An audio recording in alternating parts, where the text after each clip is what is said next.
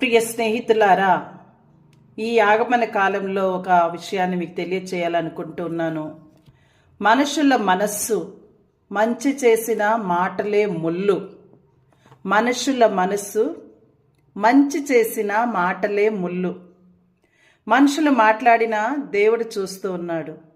మన జీవితాలలో చాలాసార్లు మనం అనుభవించే ఒక బాధ ఇది. మనం మంచి చేసినా దానిని గుర్తించకుండా విమర్శించే మాటలు వినటం, సహాయం చేసినా తప్పుగా మాట్లాడతారు, త్యాగం చేసినా నిందిస్తారు, మరి నిజాయితీగా ఉన్నా అనుమానిస్తారు. ఇది కొత్త విషయం కాదు. ఈ మనస్తత్వము యుగయుగాలుగా కొనసాగుతూనే ఉంది. ఇంకా మనం కొన్ని అంశాలను చూసినట్లయితే ఎందుకు మనుషులు మంచి చేసినా మాట్లాడుతారు అంటే ఇక్కడ మొదటిది అసూయ, జెలసీ. మనిషి మనసులో అసూయ ఉంటే ఇతరులలో ఉన్నటువంటి మంచిని చూడలేరు. నువ్వు ఎదుగుతూ ఉన్నప్పుడు నీ వెలుగు వాళ్ళ కళ్ళను మండిస్తుంది.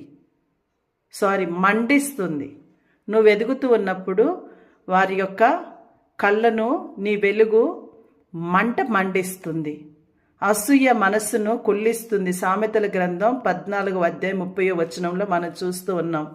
ఇక రెండవ అంశము తక్కువతన భావన, ఇన్ఫీరియారిటీ కాంప్లెక్స్. మనుషులు తమ లోపాన్ని దాచుకోవటానికి ఇతరులపై విమర్శలను చేస్తారు. నీ మంచితన వాళ్ళ లోపాలను గుర్తు చేస్తుంది. అందుకే వాళ్ళ మాటలతో నిన్ను కించపరిచి నిన్ను కిందికి లాగుతూ ఉంటారు. ఇక మూడవ అంశం ఇక్కడ అర్థం కాని మంచి, మిస్అండర్స్టాండింగ్. ప్రతి ఒక్కరు నీ ఉద్దేశాన్ని అర్థం చేసుకోలేరు. నువ్వు ప్రేమతో చేసిన పనిని వాళ్ళు స్వార్థంగా అర్థం చేసుకుంటారు. మరి యేసుప్రభు విషయంలో కూడా ఇదే జరిగింది. ఎందుకంటే యేసుప్రభు ఆకలితో ఉన్న వారికి అన్నం పెట్టారు, రోగులను స్వస్థపరిచారు, పాపులను క్షమించారు. అయిన ప్రజలేమన్నారు? ఇతడు పాపులతో కలిసి తింటూ ఉన్నాడు, ఇతనికి దయ్యం పట్టినది, ఇతడు ప్రజలను మోసం చేస్తూ ఉన్నాడు. ఇతడి మంచి చేయటము మనుషుల మాటలను ఆపలేదు. అయినా ప్రభు ఏం చేశారు? దయ్యాలను వదలగొట్టారు, పాపుల యొక్క మనసులను మార్చారు, ఆకలిగా ఉన్న వారికి ఆహారాన్ని తీర్చారు.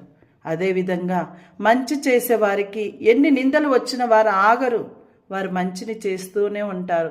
ఈ సమాజం ఎలా ఉంటుందంటే జెలసీతో, ఇన్ఫీరియారిటీ కాంప్లెక్స్తో, మిస్అండర్స్టాండింగ్తో. వాళ్ళు చేయలేరు కాబట్టి చేసే వాళ్ళ మీదకి నిందలు వేస్తారు. కాబట్టి ఈ ఆగమన కాలంలో మనం ఎలా ఉన్నామో ఒక్కసారి పరిశీలించుకొని మన యొక్క హృదయాలను శుద్ధి చేసుకోవటానికి ప్రయత్నం చేద్దాము.